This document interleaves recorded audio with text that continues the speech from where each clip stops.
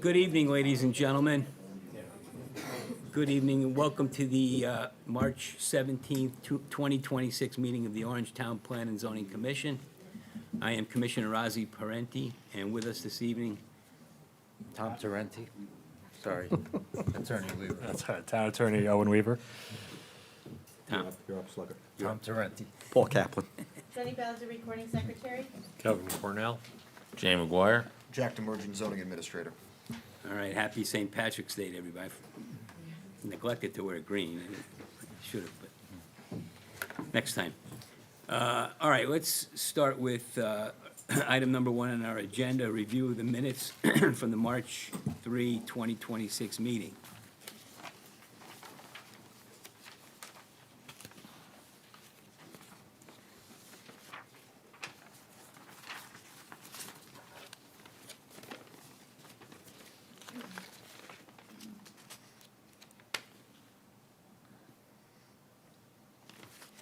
I had just one thing.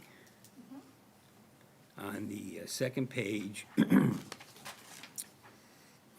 let's see, 1, 2, 3, 4, 5 paragraphs down. The paragraph begins with Paul Santos. The last line, Mr. Santos showed the commission what the conceptual layout and design of the site would be. I think we should say could be. Okay, noted.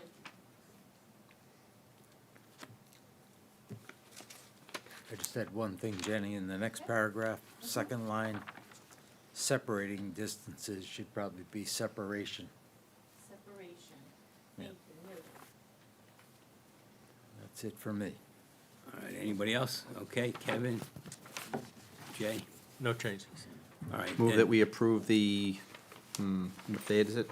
February 3rd, 2026 TPCC minutes. March 3rd, right? March 3rd? You said February. I did say February 3rd. March 3rd, 2026 minutes as amended.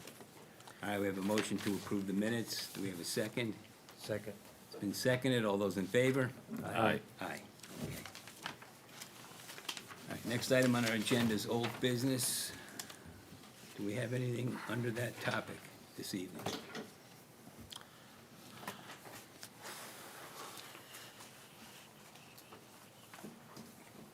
No? Okay. How about under new business, item number 3? Oh, there was one thing I wanted to mention under old business. What's going on with Firelight? There's some construction going on there? Oh, the demo. former Patriot Bank building is being partially demoed. It's being split into 2 tenant spaces. Okay. One, I've been told, is gonna be some sort of food establishment, maybe deli, and then not sure what the other half is gonna be yet. Jack, is that a separate lot or separate? No, same parcel. Same parcel. Yeah, but they are staying within the existing footprint. They had to demo a lot of the building because they had to get the safe out of there, which turned out to be a bigger problem than they anticipated. But the site plan that we approved contemplates that that building not be demolished, right? Correct, yeah, that was always gonna stay. So there's nothing else we need from Nope, they're staying within. architecturals? An architectural supplement was submitted to me, but Okay. there is no site plan required. They're not changing anything, enlarging, they're keeping the existing drive-through that's on the building. Okay. Traffic flow and everything will stay as it is now. So they just need permits, but nothing from, They needed an architectural, supplement, which they did submit to me and get approved. Other than that, it's mainly building and fire. okay. Any other questions on that? No, as I recall, that, Mhm. the architecture of that building was to match the, That's pretty The much rest of it. what they're looking to do, Yeah. yeah. All right, good. Next item on our agenda is item 4, report of the zoning enforcement officer. Jack, you have- Sure, just some quick stuff about 88 Marsh Hill Road, which is the Noble Energy project that's going on right now. They have a couple site changes that they are gonna be proposing. I'm not sure yet if it's gonna be something that needs to go in front of the board, as it is just a site plan alteration, nothing about the special permit. From what I can see, there's one minor curb adjustment that they wanna do near a dumpster, and they are planning on moving the EV canopy for their charging stations to more of a traditional station that we see elsewhere, whereas instead of, it's like a gas pump where you have two people or two lanes, pulling up and you can pull out the other side. What they're proposing now is sort of backing in to a spot where the chargers are, charging there in a set parking spot. So there's not a lot of movement around, and that's more what you see traditionally, at establishments today. They have a charging station, you back in, you start charging, go about and go from there.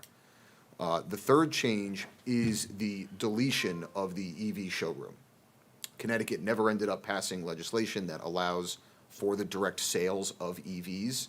So right now, they are planning on, just removing that portion of the project. They're still working on what they're gonna do back there, whether it's gonna be, landscaped, seated, or are they gonna try to keep some of the asphalt for parking? We're still going through that. But that is pretty much the main portion that they're trying to change back there. That's like the major change. And they also will be in front of the board maybe in a month for a text amendment as well. For the light industrial zone signage, they have a sign design that does not currently fit our light industrial signage regulations. Doing something similar to what Racebrook Medical Center did, if you remember, a few years ago, where they came in and added a caveat to the commercial signage regulations, saying, if you meet X, Y, and Z, we will allow you to have this type and design of sign, which the board did pass and they ended up installing. They're gonna be in front of us for something similar in the light industrial zone. So they just submitted that yesterday, I wanna say. Excuse me, so I just did those referrals, so we still have, 30, 35 days before that'll be in front of us. Okay. So, just out of curiosity, because I was not in favor of this thing and said it would always wind up being just a service station.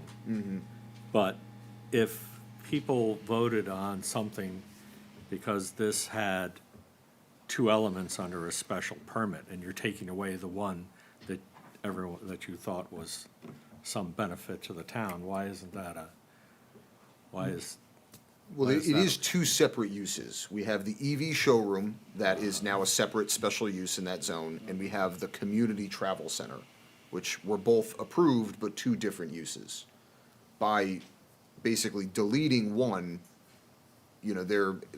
and it runs with the land, so I believe in 2 years, if they, if the state of Connecticut changes their mind and they wanna come back in, I believe they still can come back in with that exact design that was approved. Was it separate applications? Not separate applications, but two different uses that were both listed. So they were heard concurrently, but it was very clear and on their text amendment that these are two separate things. EV showroom, community travel center. And your question concerned if one of those uses is not being Well, pursued? was that combination of uses part of your decision to vote affirmatively on an application It's a fair that no question. longer is being done, and the potentially more objectionable use is the one Going forward. going forward? Is that some sort of significant, If we only had a town attorney here to. Yeah, I was just thinking the same thing.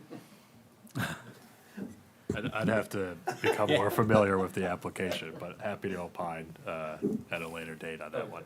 Yeah, I think Kevin makes a good point. I mean, it was all together, and I don't remember what the vote was, but whoever voted in favor of it may have voted in favor of it because of the whole package. Was it did the state apparently never approved the EV showroom? No, the state never approved direct sales of electric vehicles. So what could they put into that area? Not, it has to be EV, so we did it predicated. It doesn't have to be EV, if they decide they wanna it's an LI2 zone. Uh-huh. If they say, all right, the EV is not coming back, even if they, contact us in 5 years, we wanna get somebody going there. Right. They could choose between a use that's permitted as of right in the LI2 zone. I'm surprised that we approved it if it hadn't been, don't look at me like that. I don't remember. Okay. I mean, I think it was anticipated that, you know, in the near future, Connecticut will be allowing the direct sales. I do not know why that never went through, you know, Yeah. a few years ago. I'm gonna assume, you know, in the near future, they'll probably catch up, but, could something go there before then and, you know, they just scrap that part of it?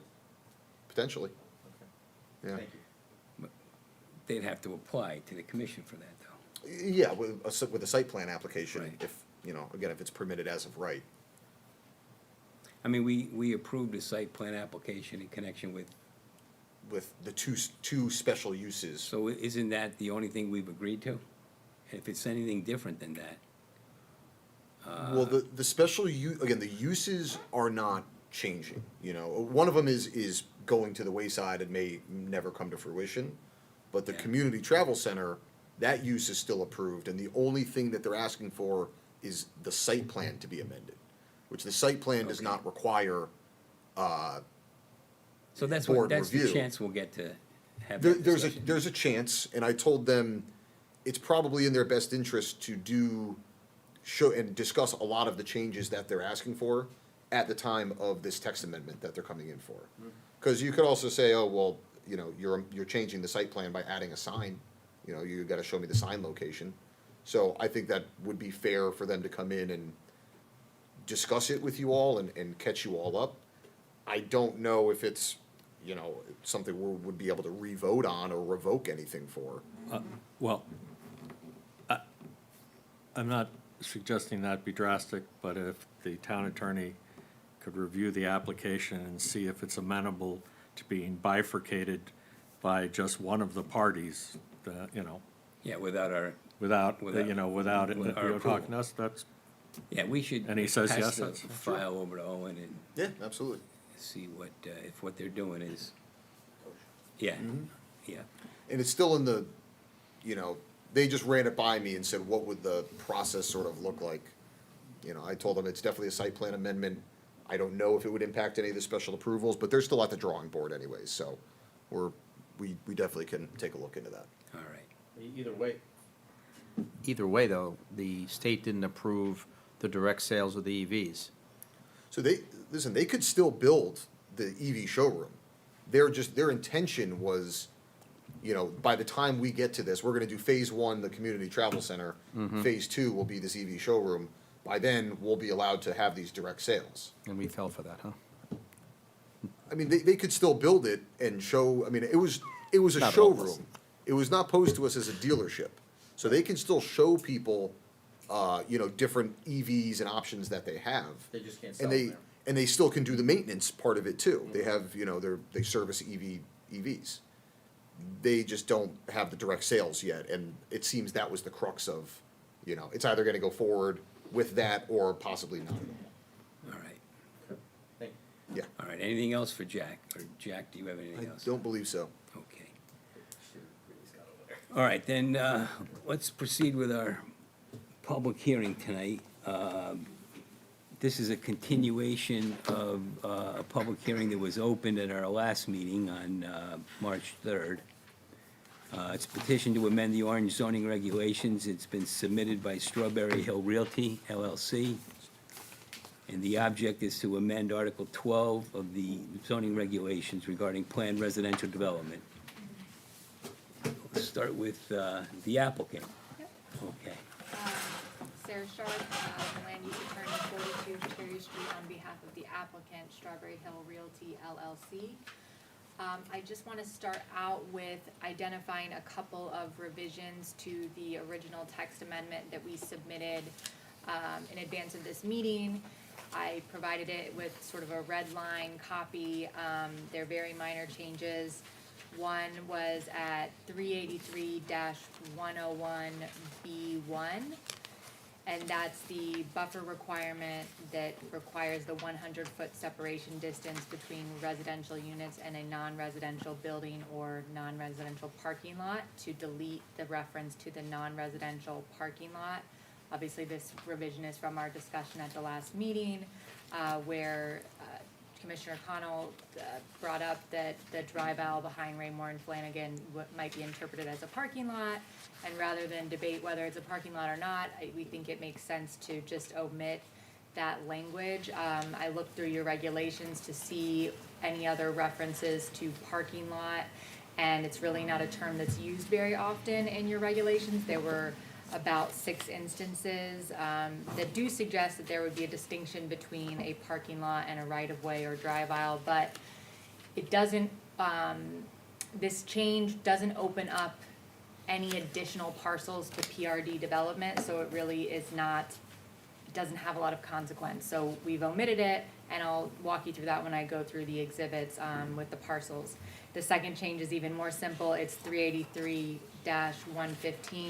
and that was to conform the statutory references that we were changing from the old Public Act to the 830G citation to ensure that the whole section is consistent. And I know that your town attorney has some additional technical revisions that relate to compliance with the 2025 housing bill. I'll let him go through all of those after I go through what we need to talk about, but we have no objection to any of those changes. They are, I think, if not entirely, primarily focused on the parking standards, and again, it's for compliance with the 2025 housing bill. There were some concerns at the last meeting about building height from the neighbors, and I did want to just emphasize again, because I know that there was a letter submitted by a neighbor that again emphasized the building height, so I just wanted for the record to state that, remind everyone that we're maintaining the 40-foot height limitation that's in the existing reg. We're not asking for additional height beyond what is already allowed. I also wanted to point out that in the residential zone, the maximum height is 35 feet, and in C2, which is Rainmore and Flanagan, the maximum height is 40 feet. So we aren't asking for height beyond what is already consistent with that area. The other item I wanted to... Sorry, Yeah, could you roll that tape one more time for the old folk? What is the height limitation in the residential? it's 35 feet. This is the residential, isn't it? Yeah, it's, so in the residential zone, it's 35 feet max. In the PRD, it's 40-foot max. Okay. And in the C2, it's 40-foot 40 max. feet. Okay, Gotcha. good, thank you. Sorry. So I just wanted to emphasize that it's not, yeah. I think this microphone is not working, so I just want to make sure it's picking you up, okay? Thank you so much. Okay, thanks. Just, okay, sorry. Just wanted to make sure that it was clear that this isn't some massive deviation from the height in the area. The other item I wanted to address just briefly, and your town attorney may have some additional insight, or I may have misinterpreted what you were interested in, but with the Special Act 25-1, the housing bill, I understood that you had a concern that that new housing bill may potentially require the town to provide more than the 10% threshold for the 830G exemption, that maybe there would be some requirement to provide 12% or 15% or whatever it might be in the future based on what the regional councils demand for each town. And I just wanted to clarify that the 2025 housing bill and any of the current legislation that is ongoing to amend that housing bill, because it was so confusing, I haven't seen any changes that would increase or change at all the 10% threshold as the exemption for to be exempt from 830G. There have been some tweaks to the rules for qualifying for a moratorium, but overall, it's still the same process. You have to accumulate housing points, and there have been some tweaks to what points you can earn for what types of units, but they are really, at least the changes that have been proposed so far, are to the benefit of the town, giving more points for certain units and nothing that would impact this development. I think that there has been some confusion because the original 2025 housing bill proposed a fair share requirement that each town would be designated. They have to provide this percentage of affordable housing, and then there were going to be restrictions and mandates that said you have to enact zoning regulations to meet those standards by X date. None of that made it into the bill that was actually passed. So the 2025 housing bill, although it does have requirements for municipalities to adopt affordable housing goals and there are goals for adopting strategies and policies to meet those goals. There's nothing that specifically would require more than 10% or anything that mandates changing your zoning regulations to meet those requirements. So if there are other concerns related to the 10% that we had offered, we are happy to talk about those and we want to work with you. But I just wanted to clear up that as far as my understanding, the 2025 housing bill isn't changing your obligations in that regard, isn't increasing your threshold to qualify for the exemption. The exemption from having it to defend yourself against an 830G is being maintained at 10% currently. However, doesn't that public act suggest that a number of affordable housing units is going to be assigned to each town after the result of input from both the OPM and then the SCOG analyses? So I think that these are two separate issues. The 10% threshold to be exempt from 830G, there's not been any change or proposals to change that. Right. What you're talking about is the regional housing growth plans and the municipal housing growth plans, and those are the plans that require municipalities to adopt these strategies and policies to achieve these goals, but they don't change that 830G 10% exemption. It's two separate things. And, your town attorney, Owen, I'm sure he can also, he's gone into this a lot. I know you guys have planned to go over it in more detail, but I just wanted to be clear that that is not changing your 10% threshold. Sorry. You want me to comment on that now? I don't want to interrupt you. No, I'm happy to have you address it if Right. it's helpful. So I don't disagree with anything that council says, but, I mean, they're two separate issues. And I think the problem, I'll use the word problem, is the town is going to have to submit an affordable housing growth plan by June 1st, 2029. And the state, OPM is going to give the COGS the regional requirements, and then the COGS are going to have to divvy it up amongst their towns. We don't know what that is, and we're not going to know until the end of this year. The housing growth plan, the town has to, it's a blueprint of policies and practices that the town thinks will help promote affordable housing development within the town. And OPM issued preliminary guidance on March 1st. They were March 2nd, they were a day late. The preliminary guidance on what these plans have to contain, there was no meat to them. So we still don't really have a good understanding of what the state expects to be in these plans. And while the 10% number doesn't change to obtaining a moratorium, if the state rejects your plan, you can't get another moratorium.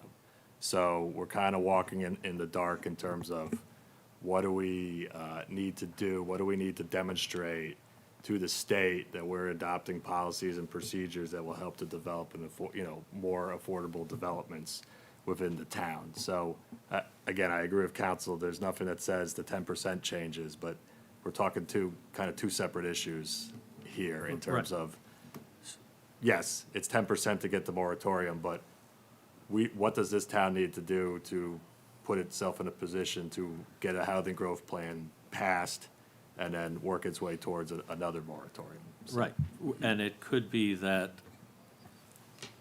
as they're two separate math equations, that with respect to the housing growth plan, if they say, Orange, your share is 500 units of affordable housing, okay, that's a number we're going to be expected to work towards.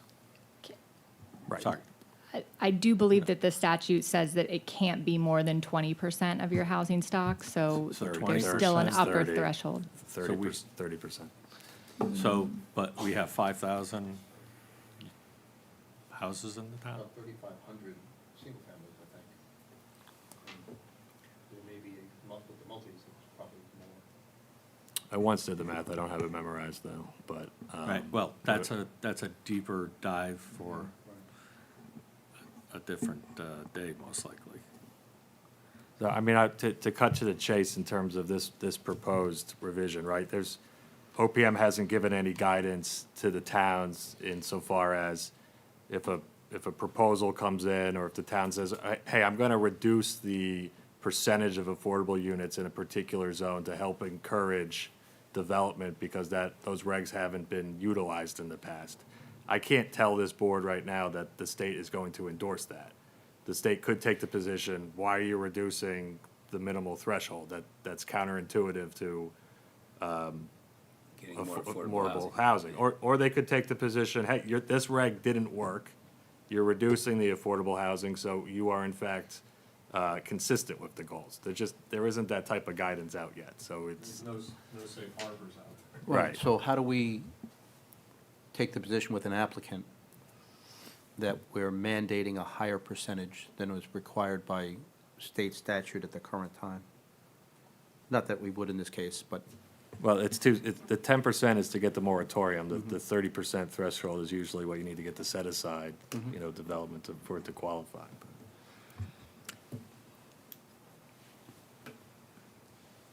Sorry, I didn't mean to. No, I appreciate it. I think there is one thing that I would like to add for, what position the state would take. The current regulation that requires 30% affordable, I believe that Jack said he wasn't able to identify any developments that had used this regulation, the PRD regulation, since the year 2000. If anyone wants to do a development with 30% affordable, prior to this year when the moratorium was passed, they could just bring an 830G and they don't have to follow these PRD zoning regulations. They can create their own regulations. So there's no reason that anyone who's willing to do essentially an 830G development should follow these PRD regulations.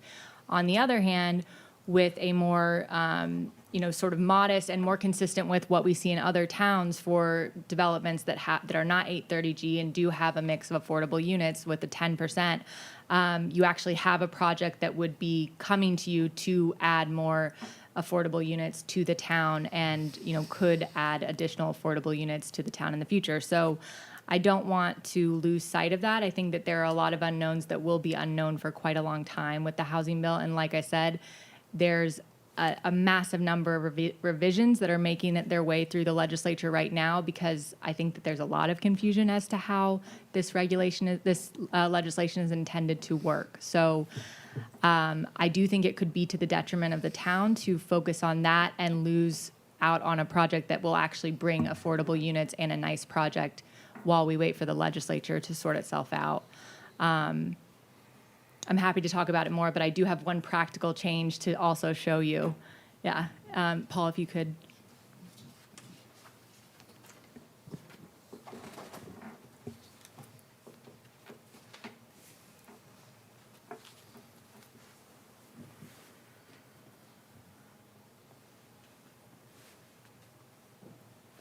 Am I out of everybody's way here? Not really.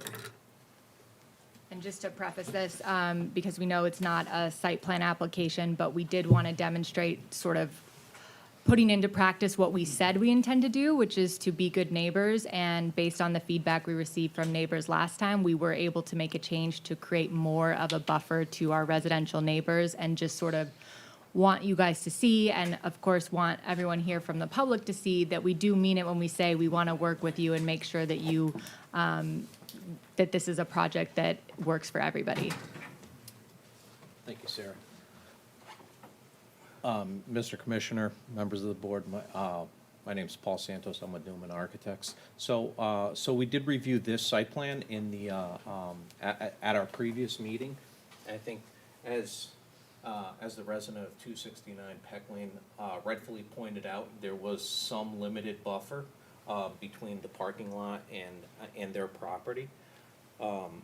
We've investigated the condition and have explored an alternate scenario which removes the previously proposed parking spaces and now creates a buffer between the parking area and the face of the house of approximately 72 feet and approximately 45 feet between the property line and the edge of the parking lot.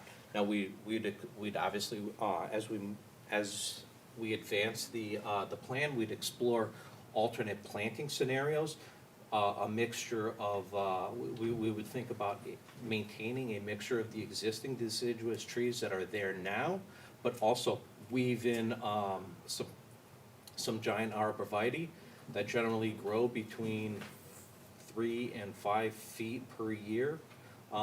So in a relatively short period of time, we'd be able to create a fairly dense buffer that would offer tremendous privacy. We did explore alternate arrangements for the driveway and the access, and just in the interest of maintaining privacy, we elected to maintain the bend in the driveway. What that does is any line of sight to the existing to the proposed building now is blocked by the vegetation that's at the end of the driveway, rather than creating a straight shot.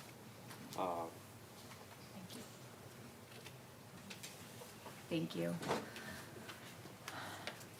And the last thing that I wanted to go over, I had handed out to Jack for the commission a couple exhibits, exhibits 1 and 2, which are some parcel maps of the area. And I'll just go over this at a high level, and I'm happy to answer any questions. But exhibit 1 identifies the 2 parcels, undeveloped parcels at 271 Peck Lane, owned by the applicant, and 251 Old Lambert Road, that could become eligible for development under the PRD regulations as a result of this amendment. So both parcels are within the existing very specific location criteria, but they are not currently eligible for development based on some of the buffer restrictions, specifically the restriction for 300-foot buffer between PRD developments. So as a practical matter, I'm not sure if the 251 Old Lambert Road would ever be likely to be developed under the PRD regulations, but based on our conversation at the last meeting and concerns about, opening the door to additional development, I wanted to give you guys this visual. And Exhibit 2 is intended to address the concern about development along Post Road. So the parcels highlighted in yellow are parcels that are within the zone of Post Road that qualify under the location criteria of the PRD zone, which we are not changing, and they fall within the minimum, maximum lot size, so minimum of 2 acres, no more than 5 acres. And those are the, 8 parcels that could conceivably be developed under the existing PRD regulations without our changes.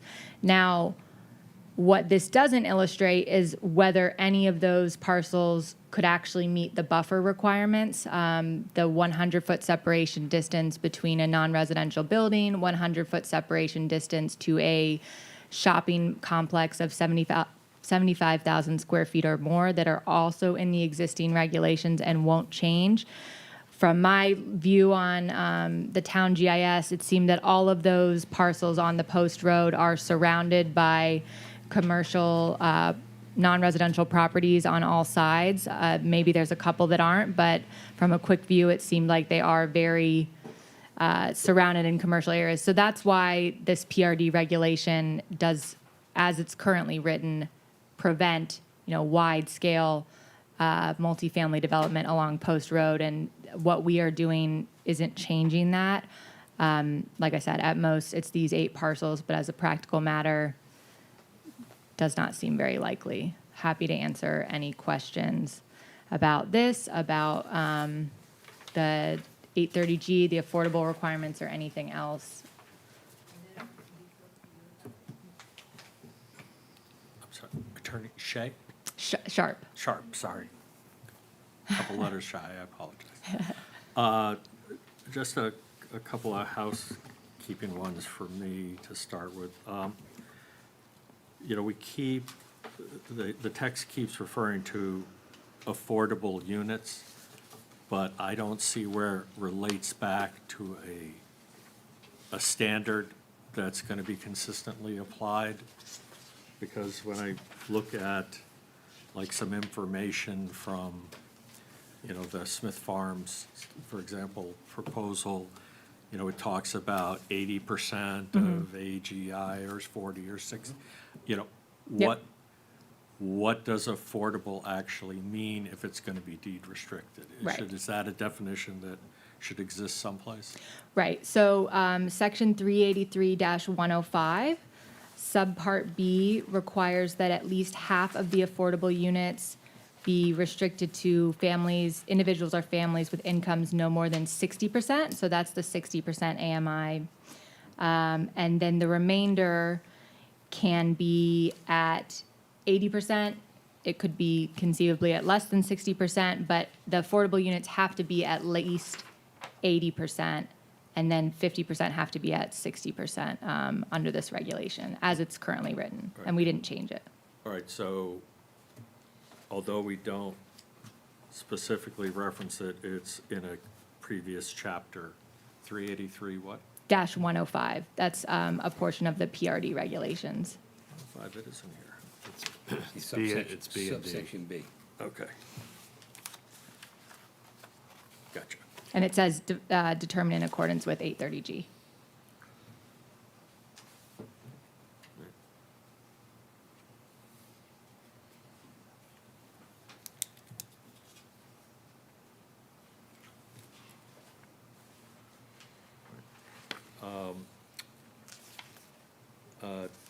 Second, one of the concepts that exists in this PRD and is always a concern is how to transition between commercial units and single-family residential with multifamily. And when you look at, for example, the Firelight development, which is 3 stories, and certainly for people who live right next door, that's more than the house next door, but it feels like the right level of transition, so to speak. It's not 80 feet tall, it's not 5 stories, whatever.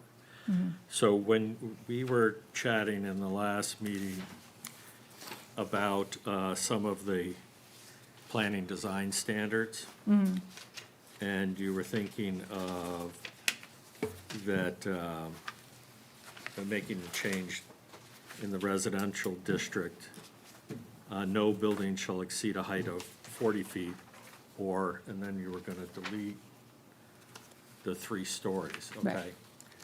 okay? Maybe a suggestion would be to consider that, that it shouldn't have more than a 3-story elevation facing or adjoining residential structures.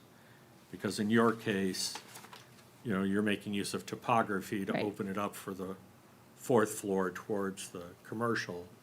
To get an average. Yeah, yeah. Right. But you're Right. only presenting a 3-story elevation to the neighbors. Correct.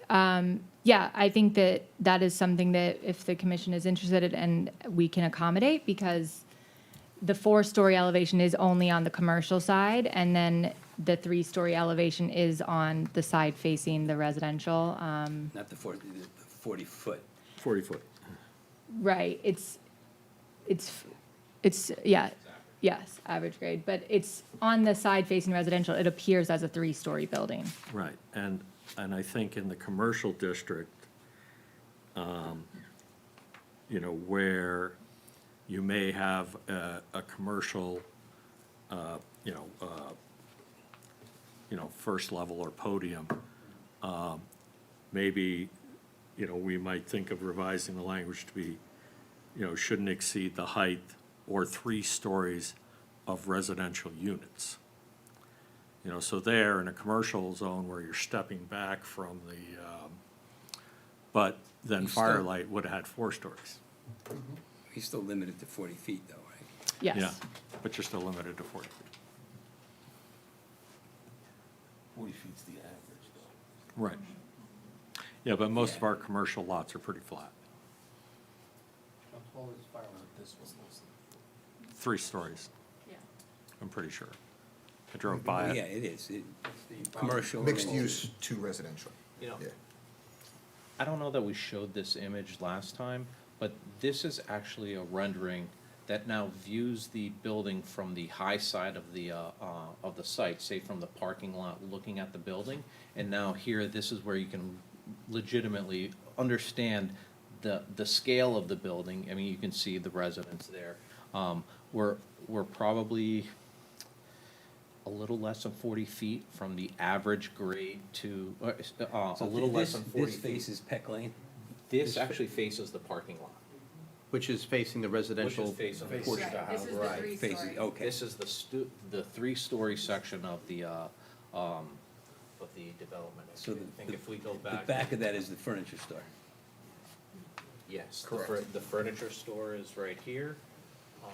The backside over there is, the furthest, side of the section is a view of that 3-story section. You can see where 40 foot is dimensioned from the average grade to the average slope of the roof. Sorry, without quoting me, I think you're probably maybe 35 feet from grade to the average slope of the roof on the high side of the site. But the most imposing part of the structure faces the, Faces the commercial. Commercial. That's correct. well, that's a good suggestion, then, Kevin, if we can make that. You know, just Yes, throwing it yeah. out for discussion. It would certainly make it, ensure that no one could use this to have a 4-story or 40-foot building that had more than 3 stories in a different situation, so. Why don't we listen to Owen before I go back? Sorry. Which one of these? Your revised? Right. Yeah, so I have some suggested changes with respect to the parking requirements. As this board knows, it's gonna have to make substantial changes to all of its regulations to come into compliance with the housing bill. This application, in my opinion, is not the appropriate venue to do all those changes, but the application does touch on parking, which is one of the categories of changes that has either an immediate effect under the law or a July 1st, 2026 effect. So, and it's not, I think the applicant tried to do you guys a favor in what they were proposing. What they proposed is not incorrect. I just think additional changes need to be made. As this board may recall, the act treats parking differently than before. So you can't deny an application for a failure to meet parking requirements unless there's a specific substantial impact to the health and safety that can't be mitigated through other approvals, conditions. That's one. The second thing that the act does, it bifurcates between residential developments that are 16 or less units or 17 units or more. When you have a 16 or less development, which is not the case here, but nevertheless, when you have one of those, there could be no minimal parking requirements. So I'm suggesting that that be added to the regulation. When you have a 16 or more dwelling unit residential development, the act requires that parking be based on the lesser of either one, what the applicant is proposing, one space for efficiency studio and 1-bedroom units, and 2 spaces for 2-bedroom units or more, or the number of spaces recommended for the development by a parking needs assessment submitted and that conforms with the requirements of the act. That parking needs assessment was left out of the proposed text amendment. Again, would have been to the benefit of the town by not giving that option, but the act requires it. So I think that change needs to be made. I did not propose a change, but I think that the restricted age 62 or older units with respect to 1.5 spaces per unit. That probably is not a valid parking regulation going forward. But this development does not pertain to that, so we'll clean that up later. So my proposed change was to create two categories for 16 or less dwelling units, and then the 16 or, more than 16 units.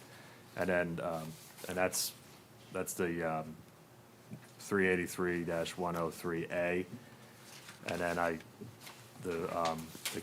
added a new section, subsection H to the same section that touches on that requirement that the commission can't reject any residential development solely on the basis that any residential development fails to conform with any requirement for off-street motor vehicle parking space, provided that the commission finds that a lack of such parking spaces will have a specific adverse impact on the public health and safety that cannot be mitigated through approval conditions that have no substantial adverse impact on the viability of such development. That language tracks the statute. That's what I was gonna. The only other thing I would add, and again, this is not the right venue to cure all problems with respect to the Public Act, but this commission has the right to explore and potentially adopt two traffic mitigation districts that would impose a parking requirement for units or residential developments that are 16 or less. And that's something that Jack and I will present to the commission. But again, it's not, this applicant is not proposing a 16 or less development, so I didn't think it, not to confuse the record, I didn't think it was appropriate to get into that here. So those are my suggested changes with respect to the parking requirements. So moving forward in this discussion, your red line changes are to the applicant's proposed changes. No, I think his changes are to the original proposal. Well, I worked off the applicant's That's what I. draft Yes. from last First one. meeting, so Got it. yes. All right. Oh, the applicant's draft, Yeah. not the applicant's revised. Okay. Well, the further revisions don't touch on the parking, if I'm correct. That's right? correct. So, Okay. yeah, And there are only two There's only two. minor changes. yeah. Okay. All right. Any other questions for the applicant? I got a lot, but why don't we just talk to, some people might want to talk and. Yeah, no, I'm gonna get to that, but is there nothing you wanna ask? me? If everyone's got time, so. So, two major concerns. Starting off in the big picture. This is a parcel that since before 2020, the town has identified as a reasonable place for multifamily housing to occur. Okay, so eventually, some sort of multifamily is going to occur here, all right? Unless Most we- likely. Unless we decide that it's not likely to and get rid of the regulations, but, Well. I mean, we did that once before. Yeah, well, all right, the way everything's lining up with our obligations to the state and the way the regulations have been for 20 years, we're not likely to just scrap them 100%. Right. All right, Plus the plan of conservation and development. correct. So something's gonna happen here. But, so with that, the two, just philosophical questions I have are in reference to, if we're gonna have multifamily, I just always felt that multifamily without an affordable component is not beneficial to the town of Orange. All right, then it becomes a question of degree. So, when I look around Kevin, having. just so I understand, not beneficial to the town because we're not maximizing Well, the if, affordable housing. the town has always been basically commercial, industrial, and single-family housing. And then over time, we've inserted, because of an aging population, assisted living facilities. Because of litigation and/or changing demographics, we've put in, other multifamily, developments. And with those changes occurring over the last 40 years, I still think Orange is the same as, basically as when I came here. So, It's certainly dominated by single-family homes. right, but the 10% we've achieved so far and the other market rate has not impacted that character as to my, understanding. At some level of multifamily and some density, the character of the town is gonna change, or it's gonna be different. Well, change would be different. So, but since we're going to be doing some, and the big picture question I have is,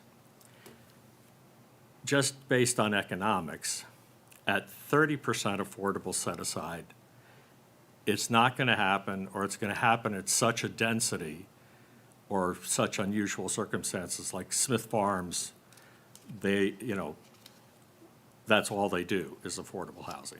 If we're gonna have private developers do it, the 30% the economics of a 30% set aside are not gonna be economically feasible at densities we're willing to accept of units per acre. Plus you risk, the quality. Yeah, I mean, of, it's, the quality of the product. Right, I so- imagine is at risk too, if. but it seems, pretty clear that at 10%, you can make those numbers work. All right? That's, as evidence, As is evidenced by this application and just, kind of basic And math. other ones that we've had too. Right. But the question, my concern is that we're gonna have an obligation in excess of 10% to generate over time. And as you remove parcels from the inventory that are capable of producing the product by developing them, is there a different percentage we should be talking about? well, in the places where we want it to be, Right. yeah. Well, this is what I was talking about before. Where you're heading is, should we require a higher percentage of affordable units now? Right. Okay? And But without creating a poison pill that just keeps it from not happening at all. Sorry. 15? No, 30, it's between 10 and 30. But the question is it, where's the tipping point? And I'm not a And do we have economics the, guy. and this is the question I had for Owen, is do we have the ability to not grant an approval if the applicant is predicating a 10% of the units being affordable, which meets the statute? Right, and again, it's two separate issues, the 10% to get the moratorium. I mean, there's nothing that binds you to accept this text amendment. So that, the parking issue, that's I would have called it a legal issue that you guys need to correct. The affordability percentage, the density proposal in this text amendment application, those are all policy decisions for this board. Flexibility, Yes. based on economics. I mean, aren't those really the only two business sort of issues that we have Well, here? So, one is the ratio of affordable to market, to make it in the town's interest to move forward, receive some net benefit from the project. The other major one just is really sort of, again, it's philosophical on some level, is, when we're regulating units, okay, is what we're really concerned about how many dwelling units, or is it how many bedrooms? Because as the applicant points out here, where they're thinking about doing 75 single families, I mean, one-bedrooms, when you have one-bedroom apartments, you know, just historically, they're much less impact on town services than bedrooms. So should we be more concerned about how many, 50 dwelling units? Or should we be more concerned about, that might have 2-bedroom and 3 bedrooms? Or the 75, which do we want to regulate? Well, If we're I regulating. mean, the regulations say 50 units now, Right, without restriction as to right. the number of bedrooms. And if they were all 2 bedrooms, that'd be 100. Right, so I think the answer I would give to your question is, it's something, because the 75 is limited to only those situations where single room, single bedroom, or what is it? Efficiency. Studio or one bedroom, Yeah. yeah. I mean, that to me justifies the 70, or doesn't necessarily justify the 75, but it puts the discussion somewhere between 50 and 75. Right, well. At least. Because if we look at it in light of previously approved applications, you would look and say, we have never approved more than 12 units per acre or something. I don't have an exact number in my head, but, and this person's asking for 15, right? 5 acres, 75 units. Why? Right. Smith Farms, for example, that was 46 units on 4.2 acres. So that's 11 units per acre. Right. And Avalon? 9.6 acres with 168 units, which is 18 units and per acre. And this- That was by court order, Avalon. That was- Yeah. How about Firelight? And we're going to deal with the court order there, too. I believe the settlement for Firelight was at 12, without running the numbers right now, yeah. Right. In this application, if we were to go along with the suggested changes to the regs, 272 Peck is 4.7 acres, and we're talking with 75 units max, that would be 16 units per acre. Right, so, but the question is, is what we're concerned about units per acre or bedrooms per acre? Right, yeah, I mean, the fact that this may be the most dense project, and I'm not sure of that because I haven't studied it. I think that if I can just add to it, Spruce Manor across the street is 32 units on 1.64 acres, so that's more than 19 units an acre. Okay. Yeah, it wasn't there. It But wasn't. Thank you very much. Well, what, the town has I'm approved just- more yeah, I'm density just- than what we are proposing. So that's, I wasn't there either for that. Really? I don't think so. You've been here Yeah, you were forever. Geez, I hope not. yeah. But that's one aspect of it. And the other aspect is, does the town need, or one of the things that we discussed in the Plan of Conservation and Development, different diversity of housing, which, I don't know if we've had any real one-bedrooms. How many are at Firelight? A few? Firelight, it's mostly one bedrooms, but there is a mix. Yeah. It's 2 and some 3s as well. Right. I'll just add to that point, that is one of the components of the housing growth plan, is diversity of housing. So that is something that this commission will have to consider going forward. That is in our plan of conservation and development. Believe The so as applicant well. has called it out in her. And Or a memo. single, efficiencies in one bedrooms, are more approachable for just starting up Yeah. people and downsizing older.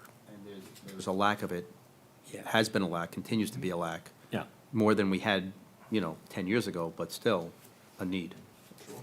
So, I mean, the regulations indicate that we're agreeable to 50. If, I mean, are we talking about that much of a change, really? it's 75 versus 50, but it's really less than 75 because it's only one bedroom inefficiencies. Yeah, I mean, I was just trying to highlight them as the major issues per se. I think I can, understand and get behind it, looking at it as 75 one-bedrooms are less impact than 50 one and two bedrooms. I would say so. So, I don't see that as particularly a deal breaker. We just might need to look at, how the language is, just to make sure. But it seemed to be tracked pretty linearly of this many of this type. But now, Well, it says the max is 50 unless, but could be 75 if. Right. It's all, the entire, all of the units, 100% of the units are efficiency or one bedroom. Right? Yes, correct. now, is that numerical cap per parcel? So if someone came in with a 2-acre parcel, could they say we're entitled to 50? I didn't quite pull that out of here. What, on any one qualifying site is the What's language. the say, what's the minimum? 2 acres? Minimum 2, maximum 5? That's correct. Yeah. And there also is the FAR requirement, which, I mean, if you have less land, you're gonna have, Smaller building. yeah.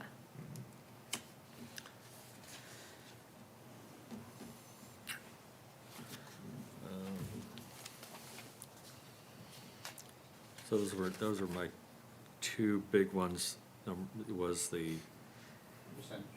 percent, and just making sure we were You co- comfortable with definitions regarding the density. Yeah. Well, what, And then 383-100,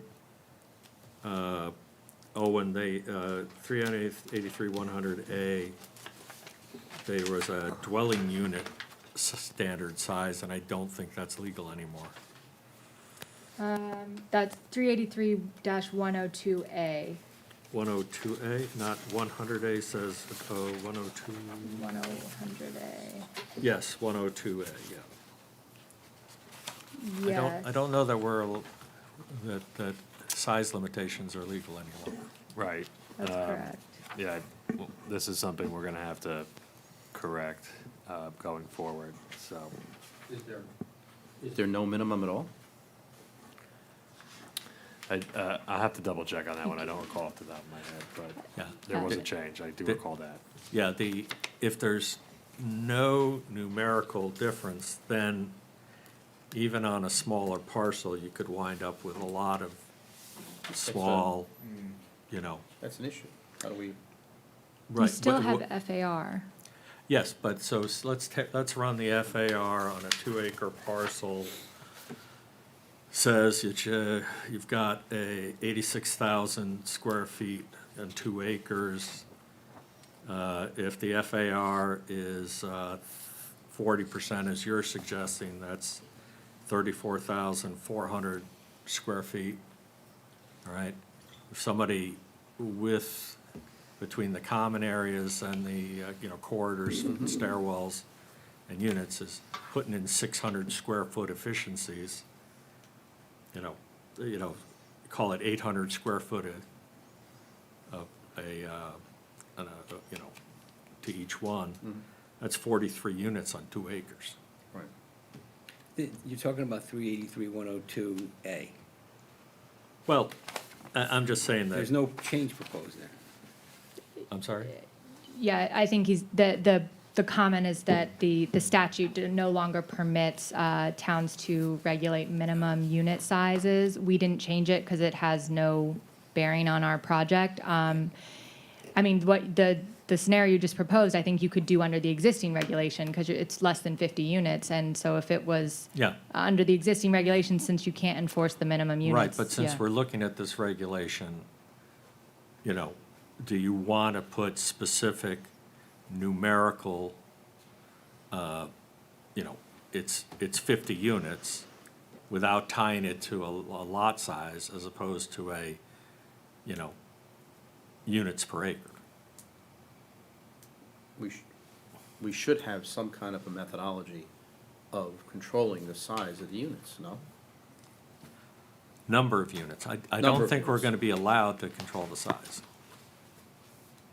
Yeah, I'm trying to look. I don't know if I'll be able to find Oh, it here, sorry. but,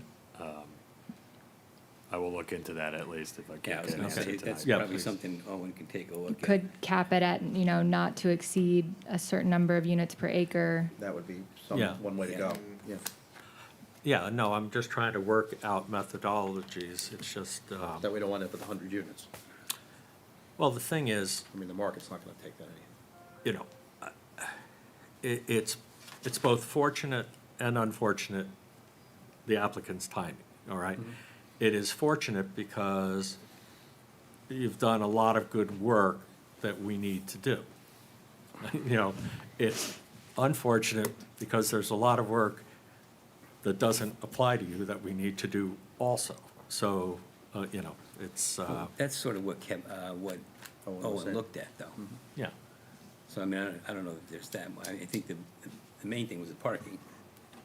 I mean, going forward, you're gonna have to, do a summary review provision for any district that is zoned for commercial or residential. That's a major overhaul that I didn't touch on here, cause they're proposing. do it. Right. Well, it's also for much smaller housing developments, the summary review, I believe. Well, it's for mixed-use developments, which is not limited to just housing, and it's for, yes, the transit, community housing, which is a 2 to 9 unit building. So, yeah, again, it's not what the applicant's proposing, so it's not an appropriate forum to try and do here. But it may be a moving target anyway, right? I mean, Potential, yeah, I mean, yeah. we gotta deal with what's on the books, but yes, there is proposed legislation.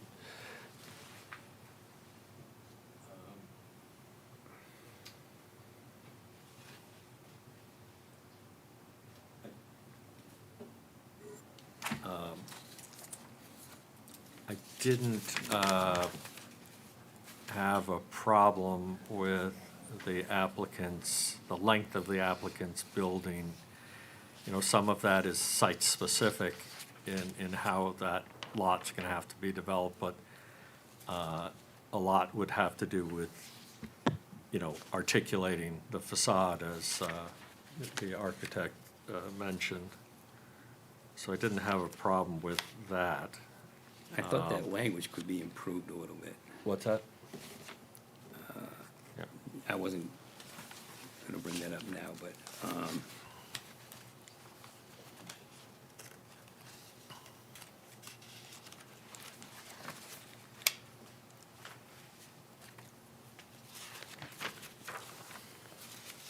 The facade articulation language? yeah, which section is that? It's on page, Yeah, right it's- above the parking. Right above 383-10, it's I. Yes. The longest side of a residential building shall not exceed 300 feet. And then I would take out that period and add unless such building walls, add the words unless such building walls, and then take out that exceed 160 feet in length shall. So that it reads, it's one sentence, the longest side of a residential building shall not exceed 350 feet unless such building walls include facade articulation features. I just thought Yeah, that I'd was have no better. objection to that.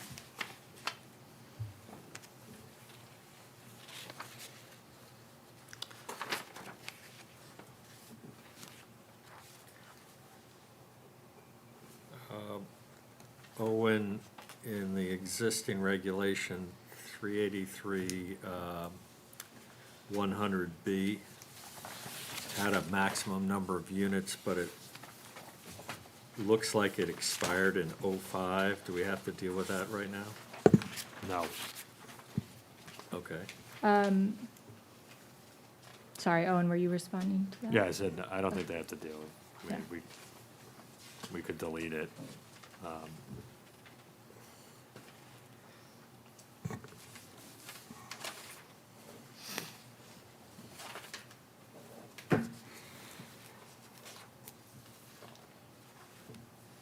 my understanding of that provision was that it was a certain number of units within that time period, and given that we're outside of that time period, it's not relevant to, The applicant here looks to, if through the regulation, be able to build, and that's their intention, 75 one-bedroom or efficiencies? that's correct.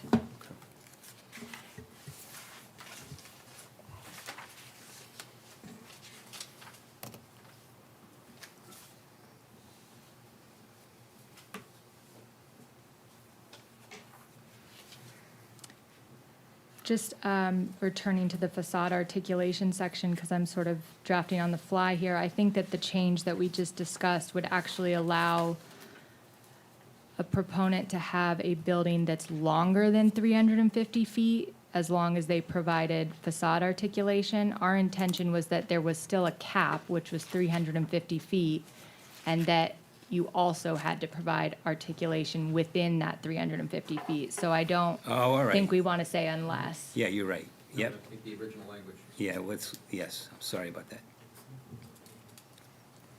It made sense. Yeah. We're talking about it.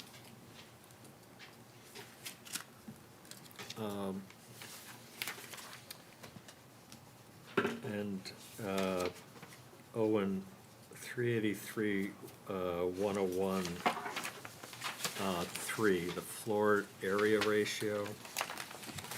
Yes. I couldn't make any of this math comprehensible. Does it, I mean, it just subtract 4 from the site square footage? I mean, when this is just for mixed use, is this something we would, could we look at? It's just that we're gonna, if we do something here, we're gonna have to come back and clean all of this up. But we may need some professional. Right, well, I do think, I mean, this is a conversation outside this application. that Okay. This commission may wish to engage a planner to help figure out what it wants to do in terms of rewriting the regulations to come into compliance with the Housing Act. So, Okay. I did not study this particular provision because it wasn't. Okay. No, it's. I'd be it's- hesitant to change any of that now. It's mixed use. Because, Right. yeah, because it doesn't apply to what this applicant. I know I'm not a voting, I had one question that maybe the applicant had discussed at the last meeting, so I apologize, but Sarah, could you just walk through the change to 383-114? I didn't understand, and I forgot to ask you when we spoke, so.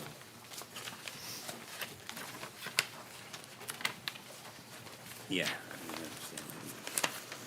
I understand. Okay, so this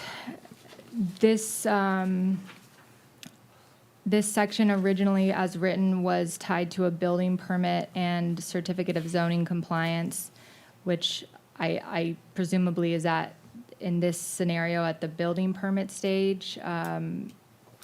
It would be prior to, so there are certain things in A through F, like the complete affordability plan, are items that in other towns, when we're providing that information, it's information that isn't available until nearer to the end of the project. So I'm not sure what the intent of the original language was, if maybe the certificate of zoning compliance is meant to be at the end of the construction and closer to sort of advertising the spaces for rent, but we were just trying to clarify the timing of when that's provided, because we've had situations in other towns where we're asked to provide that information at like the zoning permit stage, and it's inaccurate. So that was the intention. Okay, Jack, do you have an issue with? I don't, I mean, we usually operate off of the COs now as well, so, Okay, all right, thank you. yeah.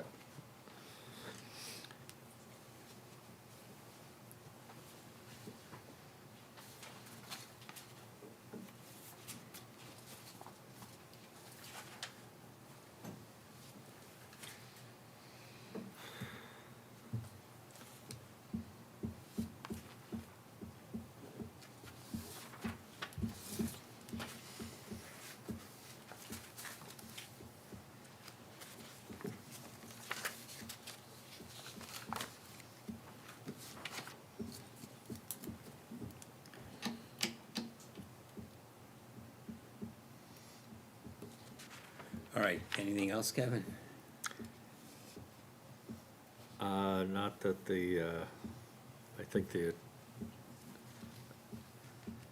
why don't we hear from the Yeah, that's the what I'd town? like to do. I'd like to move it along a little bit. All right, why don't we do that? Yep. And I'll give you a chance to Absolutely. respond. Thank you. All right, this is a public hearing, open to comment from the public. Is anybody here wishing to comment on this application? Yes. Please, we please gotta come have to you the, come up here. to the podium. You could just state your name and your address when you get up there, please. Sure. My name's Lance Gwaltney, 269 Peck Lane. I have a question for the board. From the way things were going tonight, it sounded like this was a sure thing. With us all showing up here tonight to voice our opinion, do we have any sway in this? Yes. Okay. One of the comments earlier, we're talking about the difference between 35 and 40 feet. The residential that we're looking at right now is 2 buildings. What we would be looking at would be 350 feet of 40 feet high.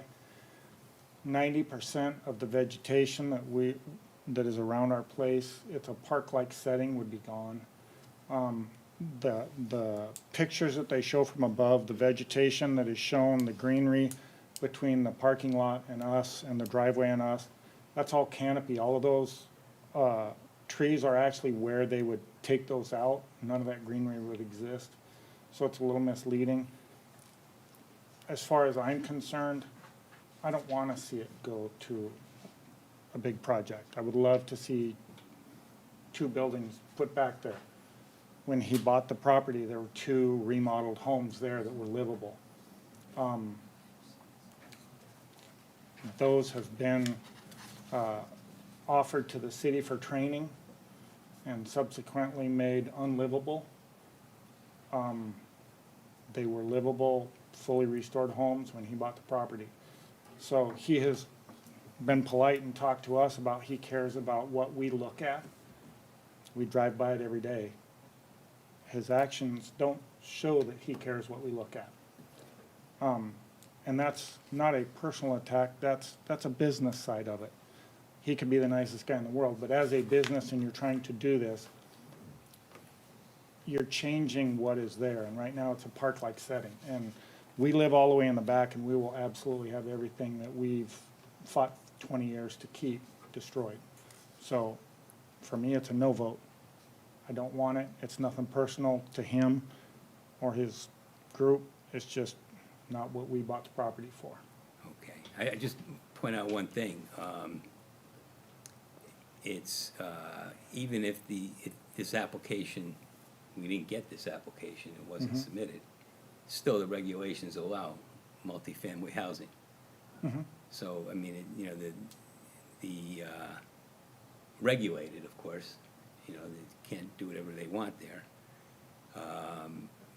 But it's likely someday, given the regulations, that it'll be something more than single family, Right, but given the what's in the regulations. Right, but this is a huge project that envelops everything that is there, the ecosystem, everything. And, we bought that property because it was surrounded by trees.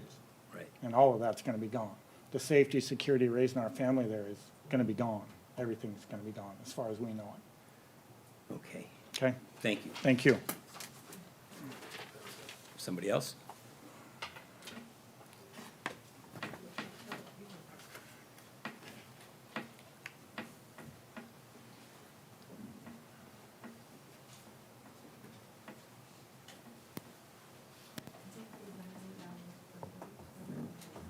Hi there. Is the mic okay? Okay, Sarah McGill. I'm at 278 Mallard Drive. Louder? Oh, okay. Look, I understand there's new state requirements that we have to understand and then comply with, and also that Mr. Abraham wants to work with the town and do a development that's supportive of the town. And the questions I have are kind of the same ones we had before, but it's really around, and I know that a lot of this isn't within what you all focus on, but I just wanted to mention them anyway, is that one is traffic.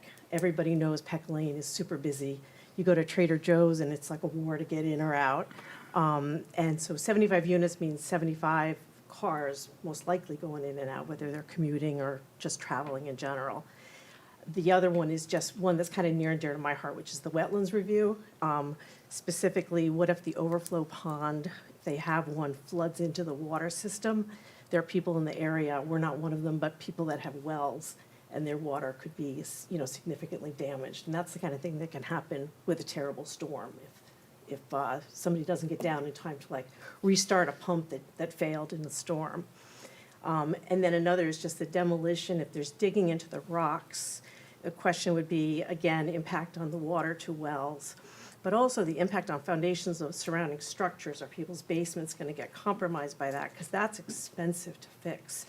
And, what are the insurance issues and the requirements related to that activity that the developers would have to undertake, but also the homeowners, because the homeowners, what if the developer who's, clearly committed to making it a nice project, but moves on, sells it, and someone else is not quite as careful?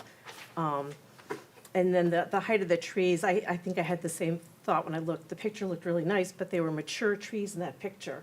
And even a fast-growing arborvitae, unless you're gonna spend several $100s per arborvitae, it's not gonna become 40 feet in a short amount of time. They do become huge, but it takes a while. And then, as far as just that management, again, even if the care is impeccable, it could change over time if there's a new owner. But also, why not just contemplate something that's more in keeping with the neighborhood? A higher percentage of affordable housing with lower units. The more units we add to the town, the higher you've got the denominator, so that changes the math right there. But have more of a percentage, but have fewer units, so they're not looking at, what was it, 300 feet? it's a long building. So from the Peck Lane side, I think it's gonna look pretty okay, pretty small. But from the side, it looks kind of big to me. From the Boston Post Road side. From Peck Lane comes, you're going down Peck Lane and you're gonna face Boston Post Road. And yes, from the Boston Post Road, although I don't think people driving down the Boston Post Road are gonna care. Right now, they're looking Right. at some pretty, But that was Nuts. that was the question I asked. The higher part of this building would face the furniture store.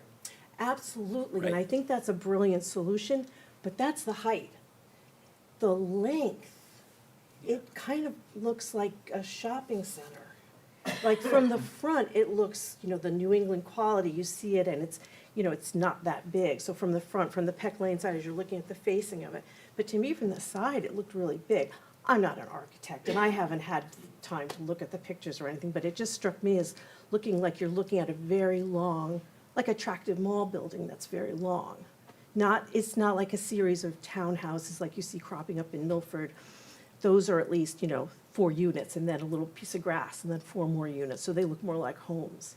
The regulations require a remedy to that, which I'm sure the architect could speak to. The offset. Yeah. Yeah, and that does I mean, I soften don't- it. It definitely softens it. It's not like it's just a monolithic Yeah. building block. It's not like, yeah. But it looks pretty big from the side. So what it all kind of came to me, made me think of though, was I kept thinking back at that 300-foot requirement for 2 developments being across the street from each other. And it just seems from like a policy perspective that having that rule in place was to make sure you didn't get that kind of congestion as far as traffic goes with, I guess it was 35 or so units on one side and now 75 on the other. That's a lot of additional cars in an already congested area. So I kind of don't see why we would ignore that 300-foot requirement. That is a bit, I didn't understand why we could ignore that. And that's pretty much it. All right. So I don't have a great wrap-up. That's good. Thank you Okay, very much. Thank you. Anyone else?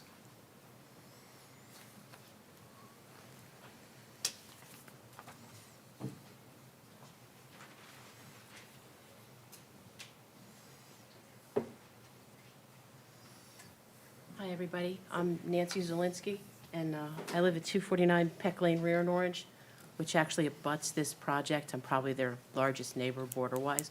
Speak up, is that better? Oh, okay. Sarah actually touched on several of my points, but I just have a few questions here. Currently, as Orange stands right now, what percentage of affordable housing do we have in the town without this project having gone through? Do we know that answer? Off the top of my head, I believe we're between 4 and 5. 4 to 5%. The senior housing and those types of buildings that we have, those type of housing, do those qualify as part of the affordable housing? Do they get Yes. mixed into there? Yes. And with, I believe there were 8 other parcels that qualified for affordable housing, was that correct? Was that what you were saying? Qualified for. On the No, on corridor the- of the Post Road, that's what? No, those are 8 parcels that met the locational requirements of the regulation For The affordable no, housing? For PRD. PRD. for the PRD. For Plan, yeah. planned residential, which, Which is what planned the residential applicant, doesn't necessarily mean affordable housing. It has an affordable component, but It not has an entirely. affordable, okay. So where they could build multiple family housing, how about if I phrase it that way? Yeah. There's 8 parcels On the on the Post Road. corridor that qualify. Of those 8 parcels, do any of them have an island in the middle of them that isn't owned by the people who are putting forth the project? In other words, on this 271, it's not a contiguous piece of property. You've got 269 smack dab in the middle as an island, and 271 is a moat around it. yeah, I mean, it is an awkward shaped And, property. and because of that, that's why they're asking for variances for the offsets, for how close they come to property lines, because they have to account for her house that's been in existence. Quite honestly, I think that when the town made all of these plans for affordable housing, I'm not using the right term there, but for multifamily housing, for these projects, I think that they assumed that her house would go up for sale and 271 would buy it, but that didn't happen. So, I mean, you're looking at putting her property values in jeopardy by surrounding her with 75 units. And I just don't think that this particular piece of property truly meets the criteria set forth that the other properties meet, because they don't have somebody smack dab in the middle of them. That's one point. Another point, somebody touched on traffic. Traffic is always bad on the Boston Post Road. Saturday, getting out of my driveway at Peck Lane, I can wait for 15, 20 cars sometimes before I can get the opportunity to leave, and that's coming from both ways. For the traffic now for Yana's property at 269, she currently has 0 traffic. You're going to be putting her in the middle of a traffic jam every day during rush hour periods, because those 75 cars are going to be crossing right in front of her driveway to get in and out of that project. I don't really think that's very fair to her, because she's been here prior to this project's inception. They've paid their taxes, they've been good neighbors, and now because of where their house happens to be located, you're not going to allow her to enjoy her property as she has previously. Somebody made the point about the parking and being changed and coming down more to accommodate offsets. Well, where it was before was sort of even with my property line, and now you've dipped it so that that's exactly what I'm going to be seeing, that parking lot right out of my living room windows. Another point about where that parking lot is located within that entire project is you've got it centered basically in the middle of the woods. All of that pollution from all of those cars is going to be now contaminating that entire area, which right now is heavily wooded. And as you know, trees produce oxygen, so it's a very clean area. You're going to create a pollution hazard there. And I don't think that those pollution gases are going to be going straight up. They're going to be going towards that house, my house, Yana's house, the houses that border on Peck Lane. It's going to be a vast difference in the air quality. So I'm hoping that you can look at that. And were there any traffic studies done? I know I saw those boxes and the cords across the street at Peck Lane. Were they ever completed, and were the results ever submitted? And can we find out what they were if they did get done? I don't know. Well, we're not at that state. I mean, this is just a text amendment. We're we're not at that stage yet. We're on So a this lot of text these amendment changes it for the entire town? Correct. Any Correct. PRD. Correct. Any, of like, Any place those where- 8 properties? Yeah, Essentially. where the PRD would be applicable. This would only affect it for those 8 properties? Well, there's one other right? one on, The Foyer Lambert. Farm Yeah, over there on yeah, Old Lambert? yeah. Yeah, I'm not thinking he's selling it, but. but yeah, so what the applicant is looking to do is change the regulations Mhm. in the, as a first step. And then, if the commission, grants that approval, they're free to come in with an actual site plan. So this So- wouldn't be just a nice drawing anymore. It would be, what the developer precisely intends with respect to the development of the property. So That we'd brings up have, another if it were to go that way, we'd have an opportunity at that point to comment on, buffers and traffic and anything else. May I make one more point before? You talked about, it just escaped me, the density, the traffic,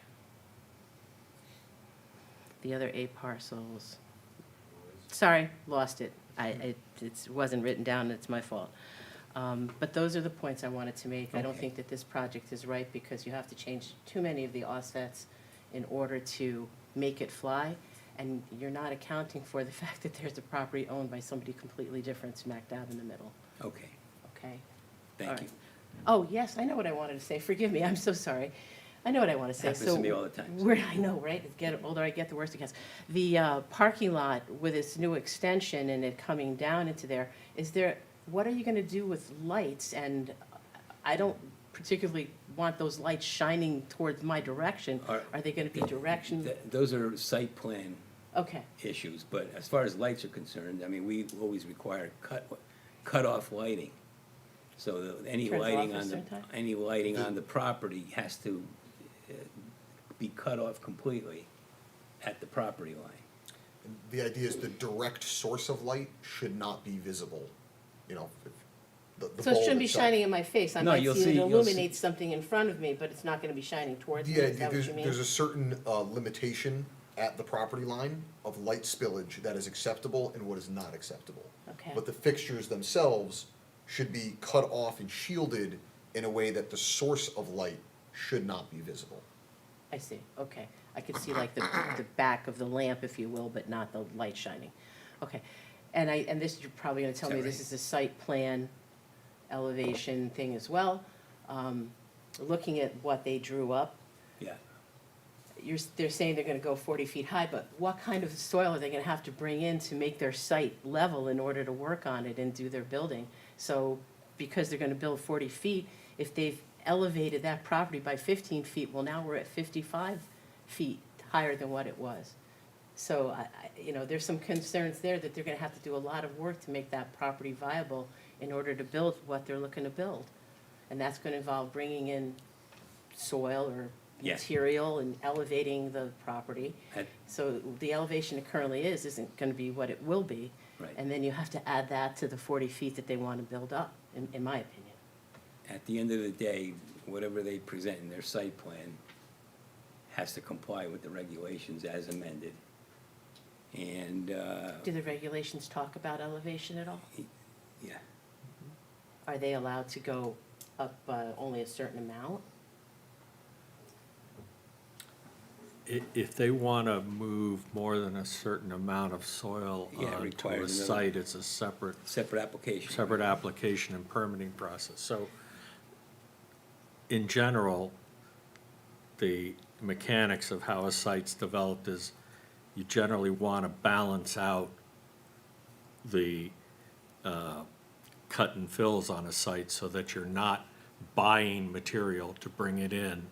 Because were you to try to bring in enough material to raise, 3 acres, 10 feet, you wouldn't be able to afford a parcel anymore. So usually what occurs and again, that we're not in the site plan, but what they seem to be trying to do before they bring in a full engineering team is work with the contours to have the side that presents towards Raymore and Flanagan sort of be, on the lower end of things, and then the make use of the upper plateau where the parking is to only be 3 stories high.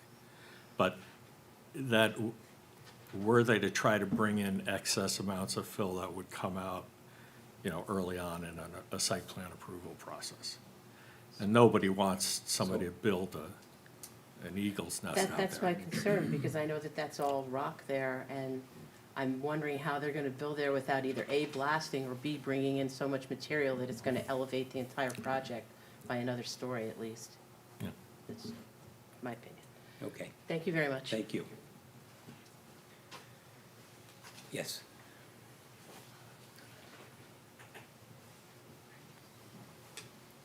Hello. I'm Gina Forty, 265 Peck Lane. I just share concerns about traffic as well. Right now, we have a right-of-way that goes by my property and Yana's property, 260. So we share that right now, and it looks from the plan that there'll be one way in and one way out. So we'd be sharing that driveway with all of those units, which I can't even imagine how that will work. It just doesn't seem, I mean, we have points where we have to wait for each other getting in and out. I have a driver in my house, myself, and then 3 in their house, and I just don't see how that will work. It's very congested over there. And the other piece is blasting all that ledge and the dust. I think it'll be a nightmare having this thing go in. I think, if something has to go in there, I'd love to see a cul-de-sac and some houses, and it'll be a nice neighborhood and quiet like it was. This just looks like a complete monstrosity, and I can't imagine living next to it. I think there would be people coming and going constantly. We're used to peace and quiet there. I guess my other question is how much longer I have to look at a rundown building that has garbage all over the lawn, because that's what I stare at every day. I don't know how that's been allowed for 2 months. And I know Giannis had a similar problem. There's broken glass everywhere, there's a sink on the lawn.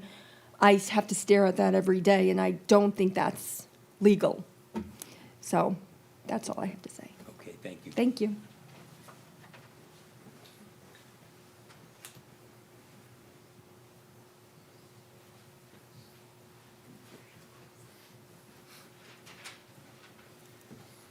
Hi, I'm Rita Pepe, 253 Peck Lane. I just wanted to say that I think the building is absolutely beautiful. I really do.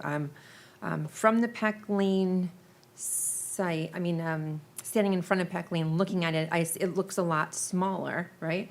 And then when you turn, it's tremendous. So it's a little bit concerning. It's pretty from that angle. I have 2 children. They both take the bus right on Peck Lane. It is very, very unsafe as it is. It is really difficult. Like they said, getting out of our driveway takes forever. And because of all the stores and because of Trader Joe's, there's so much traffic. And we are kind of close to the, it's kind of like a turn, like a little bit of a turn area. And when you make that turn, people fly. I mean, we're talking 40, 50 miles an hour on that street, and it is the most dangerous thing ever. My children walk to the bus stop, and I have to literally get them in the car, even though they're like just a few, like maybe like 200 feet away. But I have to get them in the car because I'm so afraid they're gonna get hurt. So I really am concerned. The traffic, most of all for safety of the children on our street, I think is the biggest concern ever. I love trees, I love the forest, I moved there for the beauty and the environment, and the fact that like my children are going to a school with low class size really is why I moved here. I moved from West Haven to here for that class size, those good schools that we have in our town. But I'm really concerned that we're bringing in, lower income families that are going to have, I know that there's only one bedroom, but let's be honest, they're not going to just have one kid or, a parent, one parent and one, a husband and a wife. It's not going to happen. They're going to really push in more people. If we can have some type of regulations on that, that's a major concern for me.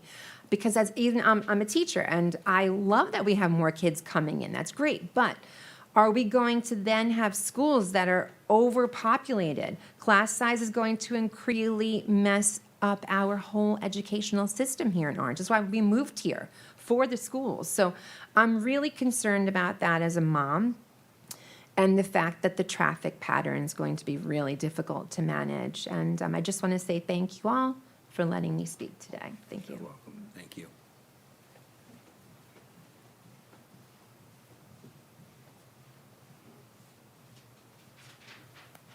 Hi, everyone. Hello.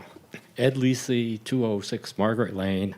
Pretty much here as the president of the Indian Lake Association. I've dealt with many of you over the past year.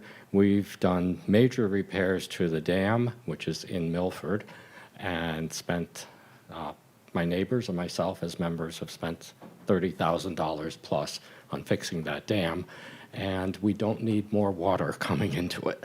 So I don't know that this is part of the regulation that's being considered now, but it's important to us that the runoff, the drainage, how the water is managed, even during a storm like the past few days and the past few weeks, it's important to us that the town is conscious of that. We went through all the procedures with the DEP to make sure what we were doing met all the requirements of the state. We've dealt with Jack, we dealt with people in Milford, the Army Corps of Engineers. We had to get permission from every Indian tribe in the state to do the repairs on the dam. So we did a lot of work, we spent a lot of money, and anytime we see paving going in, we just ask that you consider retention ponds, whatever it takes. And yeah, we're all concerned about the traffic as well, everyone on Mallard and on Margaret. Okay, thanks a lot. Thanks, Ed. Okay. Yes. I'll be the last one. I'll be fast. How do you know you're going to be the last one? I think everybody talked already. Good evening, I'm sorry. I think I sent a letter which pretty much everything said, whatever we wanted to say. I live at the 269 Peck Lane, which is exactly in the back, in the middle of that property. For those who never saw or had been at that property, please go there. Try to imagine, I bought it 20 years ago, raised 2 kids. They had been great in academics, representing Emory in, basketball. We bought that property, even though it's very close to Post Road, it was secluded. It had nice trees, it has the wetlands, which I don't know if any of you knows, but there is a lot of population of turtles. I can show you pictures, there is one maybe that big, and they come out from those wetlands, and they go where exactly is proposed the parking lot, and on the other side also. They come out, they nest there, they come back. The same is with deer, the same is with hogs, the same is with wild turkeys, foxes. Can show you pictures of those living in that little place there, which I know whatever gets built there, if it's houses, they still will have at least garden. They still will have some brushes, some grass, a little more than whatever is proposed right now, because it looks green, but if you are at my property, none of that green will be there. If you imagine that 100 trees goes down, and then you build one row of couple bushes, that will do for all the wildlife. I do not think so, that's for first.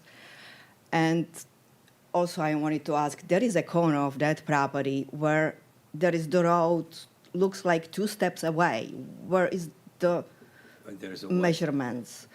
my corner of the property on one side, and the road is pretty much close, very close to be touching. I don't know if you can see it on the picture. I wanted to ask if that is with the regulations, that the road is that close to my property, because I have well.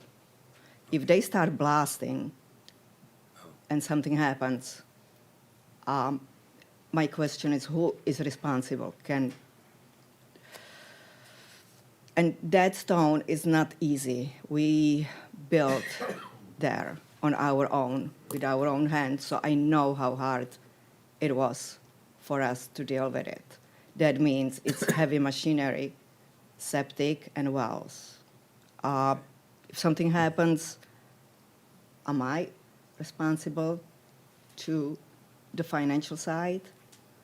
Just question. I Yeah, I really would mean- like to know. Not sure I want to give legal advice, but, you know, it sounds, if somebody damages your, I just feel it's very close to build something that big when there is two properties sticking inside, like you are really using like fingers in everything. So I know you don't live there. I know you probably have nice properties. I do. 20 years is a long time to be not interested what's gonna happening around you. So before you make a decision, I please ask you, go look at it. yeah. Thank Okay. you. Thank you. All right, anybody else? I just have one more point to the well. You have to, Zelensky. you gotta come up to the microphone, though. Okay. Sorry. Take the chair.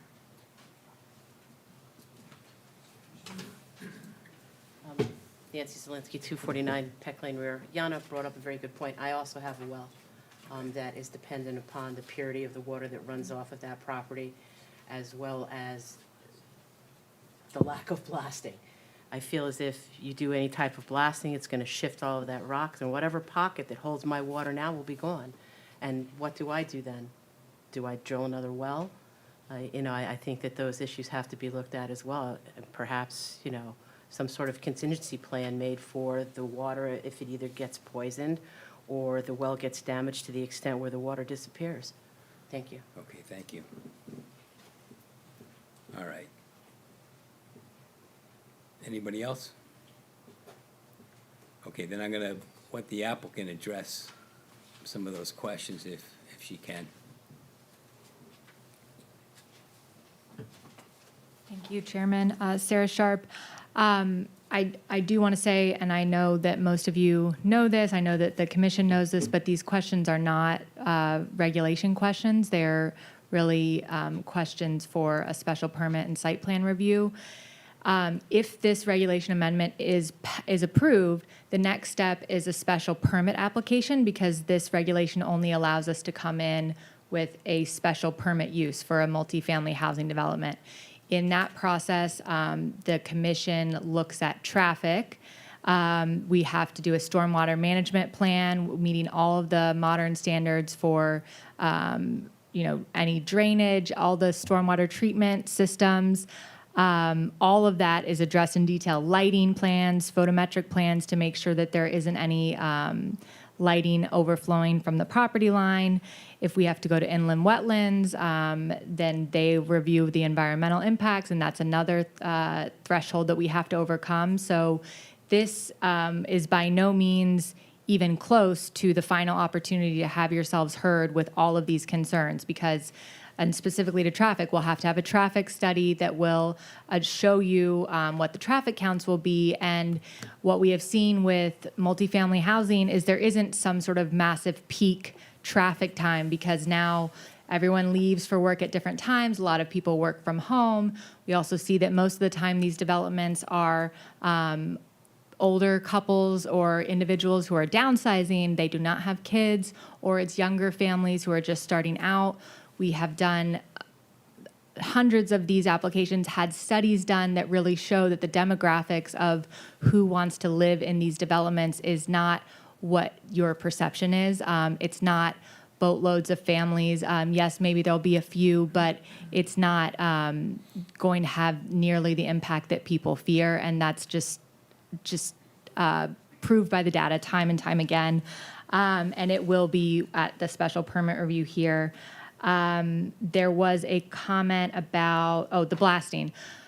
Our use of the topography here was intended to avoid blasting. So what you see with the topography on the residential side is about, the height of that side of the building is about 35, 36 feet from grade. And we're attempting to work with the existing topography so that we're not blasting a ton of rock ledge that's there at the front of the property.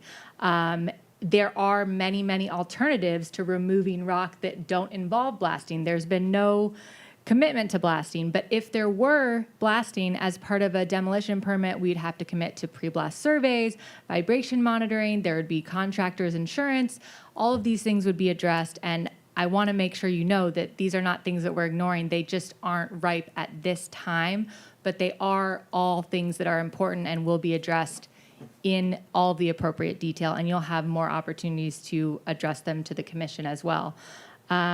There was a comment about providing a higher percent of affordable units and fewer units.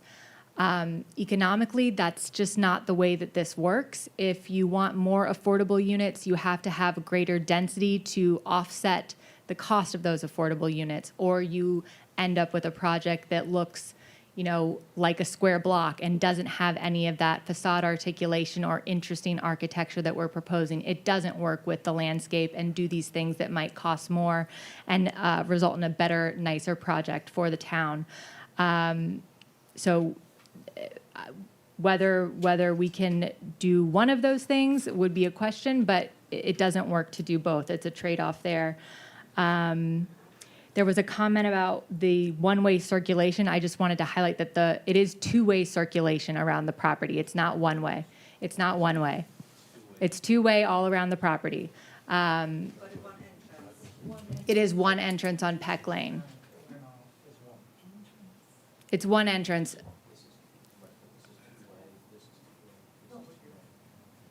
All right, well, Okay.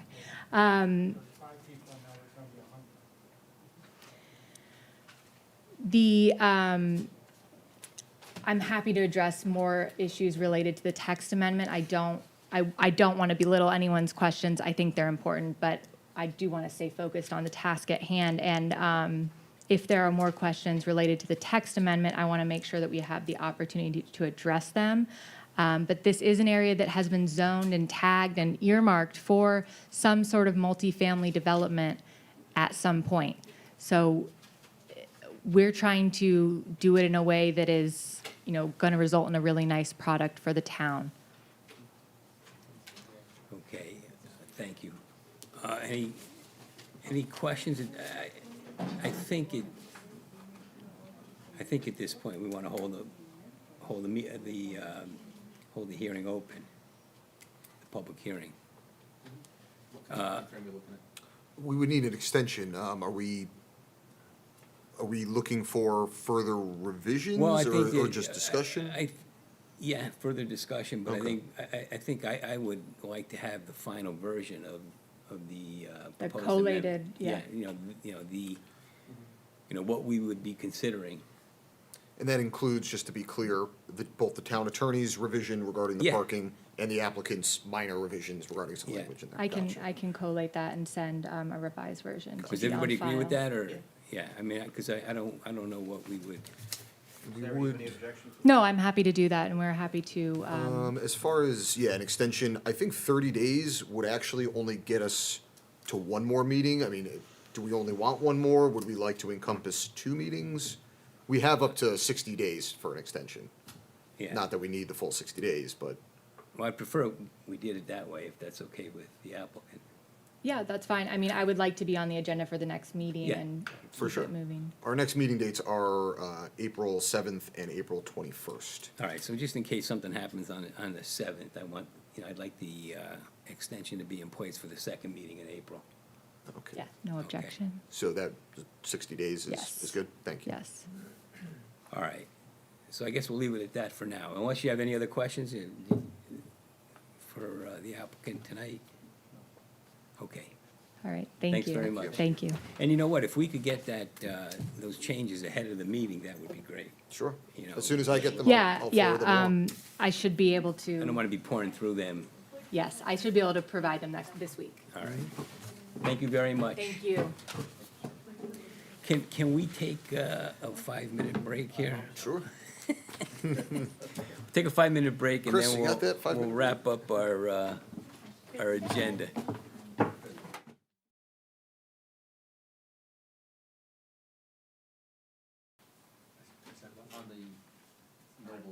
We're back, Ozzy. All right, thank you, Chris. All right, we're back on here. We have 2 more matters to take up this. Mine is, yeah. It's the green light. Oh, I'm sorry. All set, thank you. All right.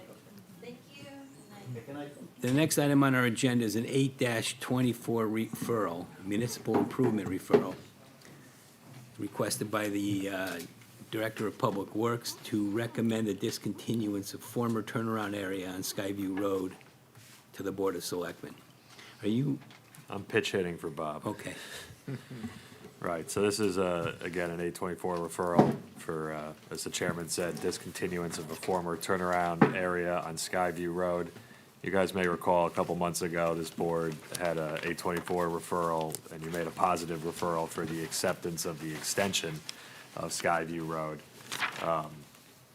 And as part of that extension, the turnaround space on Skyview was terminated, and as, under the site plan that this board previously approved, part of the turnaround is going to a particular property. I forget the address. It's Lot 6, thank you. That has actually already happened. The statute, in order to effectuate the change in owner, well, the town doesn't own it, it had a right of way. But to effectuate the site plan change, I need an 824 referral, and then the selectmen will vote to discontinue, and then we'll put a land record notation on the land record, so. this is all pursuant to a previously approved site. Yeah, plan. there's a There's a note. there's a note to it. Note, is it 8? I think it's 8. Yeah, note 8. Yeah. And while the site plan says it automatically terminates, it's technically not true. The town has to go through the discontinuance process. so. Seems pretty straightforward to me. I'm looking for a motion to approve, or to. To make a positive Make a referral. positive referral. Okay, so moved, to make a positive referral for the discontinuance of the turnaround at Skyview. Okay, we have a motion. Can we get a second? Second. It's been seconded by Commissioner Tarenti. All those in favor? Aye. Aye. Okay, and the last item on the agenda tonight is a referral, 8-24 referral for municipal improvement to recommend the discontinuance of former turnaround area on Old Coach Road to the Board of Selectmen. Right, it's the same situation. My understanding from Bob Britton is that the town formally approved this and accepted the extension about 3 years ago, and candidly, in light of the Skyview Road situation, it came to light that the discontinuance had never been done, so we're cleaning that up. So would ask again for this board to make a positive referral to the selectmen. So moved that we approve the positive referral of the discontinuance of the former turnaround on Old Coach Road. All right, we have a motion for a positive referral. Do we have a second? Second. Seconded by Commissioner Tarenti. All those in favor? Aye. Aye. Okay. That concludes our agenda. Move to adjourn. We have a motion to adjourn. Second. Seconded by Commissioner Tarenti. All those in favor? Aye. Aye. All right, thank you very much.